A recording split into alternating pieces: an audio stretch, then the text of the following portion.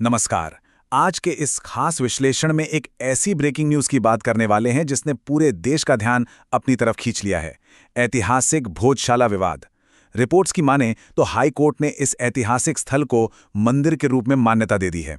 देखिए, ये सिर्फ कोई आम कानूनी फैसला नहीं है, बल्कि एक ऐसा बड़ा मोड़ है जो इतिहास और आस्था की एक पूरी नई दिशा तय कर सकता है। तो आइए, बिना किसी पक्षपात के, तथ्यों के आधार पर इस पूरी खबर की हर एक परत को खोलते हैं। अब सवाल ये उठता है कि दशकों पुराना ये विवाद आखिर अब जाकर क्यों सुलझ रहा है। जाहिर सी बात है, कोई भी विवाद रातों रात इतना बड़ा रूप नहीं ले लेता। इसके पीछे कई पीढ़ियों की मान्यताएं हैं, लंबी कानूनी लड़ाइयां हैं और गहरे पुरातात्विक सर्वेक्षण छिपे हैं। आखिर हमारी न्यायपालिका को आज इसमें हस्तक्षेप क्यों करना पड़ा? बस यही हमारे आज के इस विश्लेषण का सबसे मुख्य आधार है। तो आज की हमारी चर्चा की रूपरेखा बिल्कुल साफ है। सबसे पहले हाई कोर्ट का ऐतिहासिक फैसला, फिर जानेंगे कि भोजशाला विवाद आखिर है क्या। इसके बाद ऐतिहासिक और पुरातत्व दावों पर नजर डालेंगे, फिर इसका सामाजिक और राजनीतिक असर समझेंगे और अंत में देखेंगे कि आगे क्या होने वाला है। चलिए शुरू करते हैं।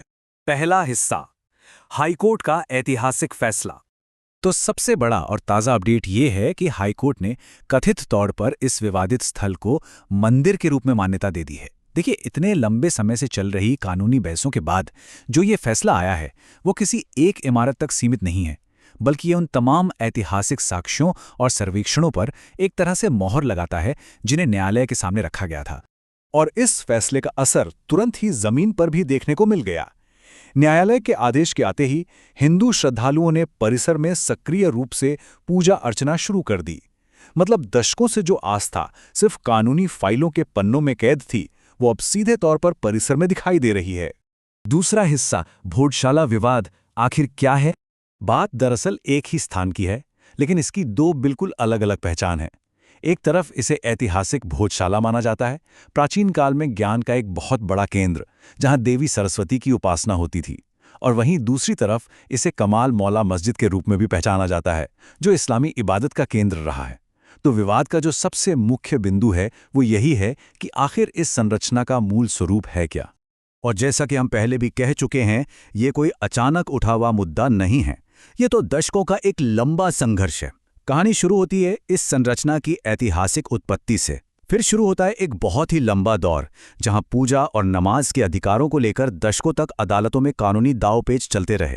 और फिर अंत में आता है आज का दिन, जहां वर्तमान में हाईकोर्ट द्वारा इसे मंदिर की मान्यता देने का ये ताज़ा फैसला सामने आया है।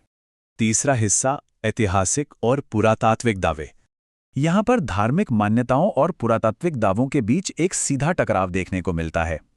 एक तरफ श्रद्धालुओं का वो अटूट विश्वास है, तो दूसरी तरफ है जमीन से जुड़े पुरातात्विक साक्ष्य। हम सब जानते हैं कि न्यायालय सिर्फ आस्था पर नहीं, बल्कि पक्के सबूतों पर चलता है, जैसे कि जमीन के नीचे दबे अवशेष, पत्थरों पर उकेरी गई लिपियां या फिर वहां की वास्तुकला। तो असली बहस इस बात की है कि विज्ञान आखिर किस पक्ष की धार्मिक मान्यताओं की पुष्टि कर रहा है। अगर गहराई से देखें तो ये पूरा विवाद मुख्य रूप से 4 बड़े स्तंभों पर टिका हुआ है। पहला है इतिहास, यानी अतीत में वास्तव में वहां क्या हुआ था। दूसरा है पुरातत्व, जमीन और दीवारों पर आज क्या सबूत मौजूद हैं। तीसरा है धर्म, यानी लोगों की गहरी आस्थाएं। और चौथा, जो सबसे अहम है, संवैधानिक अधिकार। जब दो समुदायों के अधिकार आपस में टकराते हैं तो हमारे संविधान का रुख ही अंतिम निर्णय तय करता है। चौथा हिस्सा, सामाजिक और राजनीतिक असर। इस फैसले के बाद ये मुद्दा अब पूरी ताकत के साथ फिर से राष्ट्रीय चर्चा के बिल्कुल केंद्र में लौट आया है। सोचिए, जो मामला पहले केवल कुछ फाइलों या स्थानीय अदालतों तक ही सीमित था, वो आज न्यूज़ रूम्स और सोशल मीडिया की सबसे बड़ी बहस बन चुका है। और ये इस बात का बहुत स्पष्ट प्रमाण है कि भारत में सांस्कृतिक पहचान से जुड़े मुद्दे कितनी तेजी से गूंजते हैं।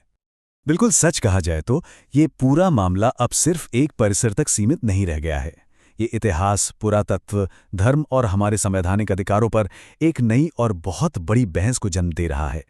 अक्सर ऐसे ऐतिहासिक फैसले केवल एक विवाद को खत्म नहीं करते हैं, बल्कि वो पूरे समाज को अपने इतिहास का पुनर्मूल्यांकन करने के लिए प्रेरित कर देते हैं। पांचवां और आखिरी हिस्सा, आगे क्या होने वाला है। अब भविष्य की दिशा को हम 3 प्रमुख कदमों में समझ सकते हैं।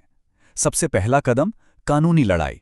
हाईकोर्ट के इस फैसले के बाद ऊपरी अदालतों में, जैसे कि सुप्रीम कोर्ट में, अपील होने की पूरी संभावना है। दूसरा कदम है राजनीति। ऐसे संवेदनशील मुद्दों पर राजनीतिक दलों की प्रतिक्रियाएं आगे की नीतियों पर बहुत गहरा असर डालती हैं। और तीसरा कदम सामाजिक बदलाव। समाज के विभिन्न वर्गों के बीच यह फैसला जमीनी स्तर पर क्या बदलाव लेकर आता है, यह देखना सबसे ज्यादा महत्वपूर्ण होगा।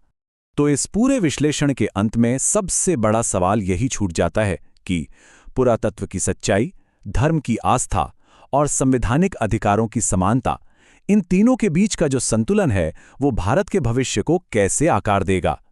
भोजशाला विवाद आने वाले समय में ऐसे कई मामलों के लिए एक नज़ीर बन सकता है। इस संतुलन और इसके दूरगामी परिणामों पर हम सबको बहुत गहराई से विचार करने की जरूरत है।